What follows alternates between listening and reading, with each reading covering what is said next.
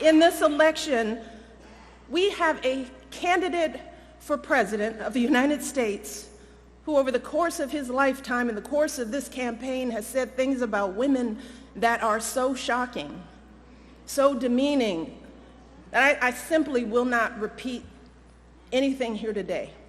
And last week, we saw this candidate actually bragging about sexually assaulting women. And I can't believe that I'm saying that a candidate for president of the United States has bragged about sexually assaulting women. And I have to tell you that I can't stop thinking about this. It has shaken me to my core in a way that I couldn't have predicted. So while I'd love nothing more than to pretend like this isn't happening and to come out here and do my normal campaign speech, it would be dishonest and disingenuous to me to just move on to the next thing like this was all just a bad dream. This is not something that we can ignore. It's not something we can just sweep under the rug as just another disturbing footnote in a sad election season.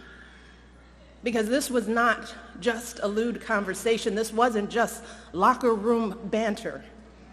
This was a powerful individual speaking freely and openly about sexually predatory behavior and actually bragging about kissing and groping women, using language so obscene that many of us were worried about our children hearing it when we turn on the TV.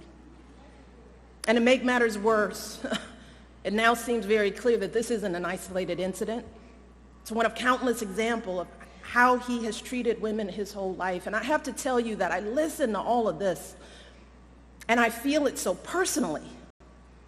And I'm sure that many of you do too, particularly the women. The shameful comments about our bodies, the disrespect of our ambitions and intellect, the belief that you can do anything you want to a woman. It is cruel. It's frightening. And the truth is, it hurts. It hurts. It's like that sick, sinking feeling you get when you're walking down the street, minding your own business, and some guy yells out vulgar words about your body. Or when you see that guy at work that stands just a little too close, stares a little too long, and makes you feel uncomfortable in your own skin. It's that feeling of terror and violation that too many women have felt when someone has grabbed them or forced himself on them and they've said no, but he didn't listen. Something that we know happens on college campuses and countless other places every single day. It reminds us of stories we've heard from our mothers and grandmothers about how back in their day, the boss could say and do whatever he pleased to the women in the office, and even though they worked so hard, jumped over every hurdle to prove themselves, it was never enough. We thought all of that was ancient history, didn't we?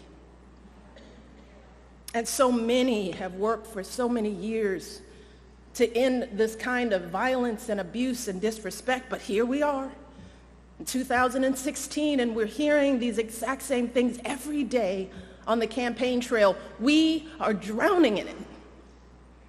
And all of us are doing what women have always done. We're trying to keep our heads above water, just trying to get through it, trying to pretend like this doesn't really bother us. Maybe because we think that admitting how much it hurts makes us as women look weak. Maybe we're afraid to be that vulnerable. Maybe we've grown accustomed to swallowing these emotions and staying quiet because we've seen that people often won't take our word over his. Or maybe we don't want to believe that there are still people out there who think so little of us as women.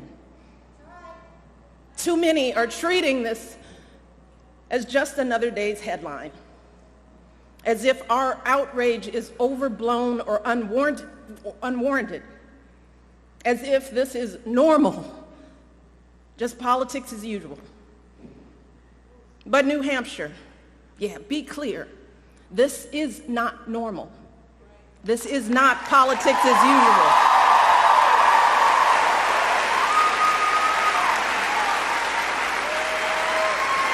This is disgraceful. It is intolerable. And it doesn't matter what party you belong to, Democrat, Republican, Independent, no woman deserves to be treated this way. None of us deserves this kind of abuse.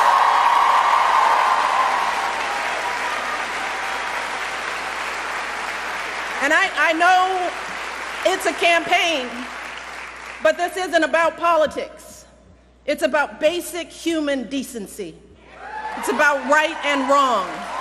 And we simply cannot endure this or expose our children to this any longer, not for another minute, and let alone for 4 years. Now is the time for all of us to stand up and say, enough is enough. This has got to stop right now. Because consider this. If all of this is painful to us as grown women, what do you think this is doing to our children? What messages are our little girls hearing about who they should look like, how they should act? What lessons are they learning about their value as professionals, as human beings, about their dreams and aspirations? And how is this affecting men and boys in this country? Because I can tell you that the men in my life do not talk about women like this, and I know that my family is not unusual.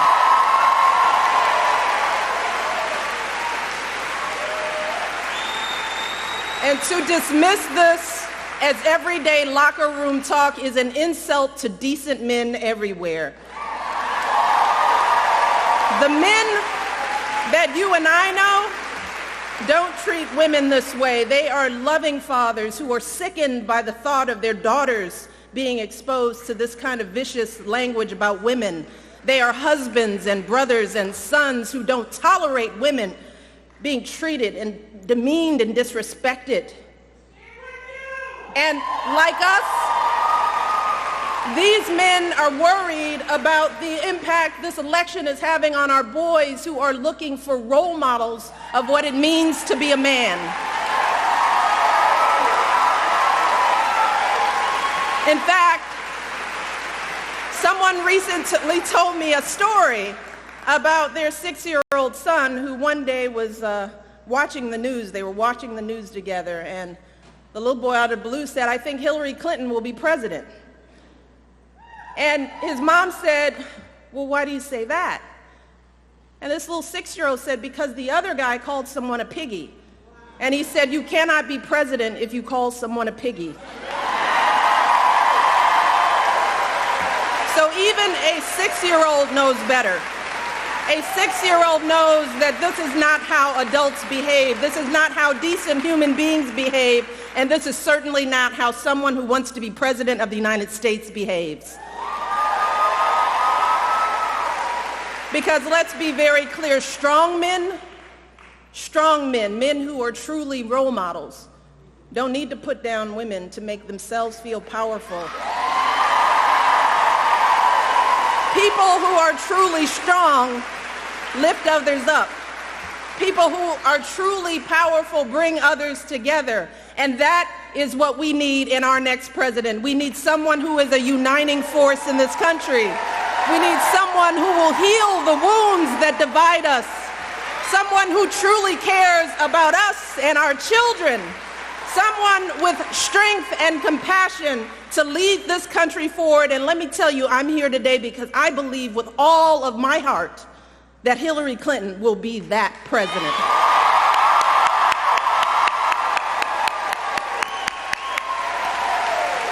See, we know that Hillary's the right person for the job because we've seen her character and commitment, not just in this campaign, but over the course of her entire life. The fact is that Hillary embodies so many of the values that we try so hard to teach our young people. We tell our young people, work hard in school, get a good education. We encourage them to use that education to help others, which is exactly what Hillary did with her college and law degrees, advocating for kids with disabilities, fighting for children's health care as First Lady, affordable child care in the Senate. We teach our kids the value of being a team player, which is what Hillary exemplified when she lost the 2008 election and actually agreed to work for her opponent as our Secretary of State, earning sky-high approval ratings, serving her country once again. We also teach our kids that you don't take shortcuts in life, and you strive for meaningful success in whatever job you do. Well, Hillary has been a lawyer, a law professor, First Lady of Arkansas, First Lady of the United States, a U.S. Senator, Secretary of State, and she has been successful in every role, gaining more experience and exposure to the presidency than any candidate in our lifetime. More than Barack, more than Bill, and yes, she happens to be a woman.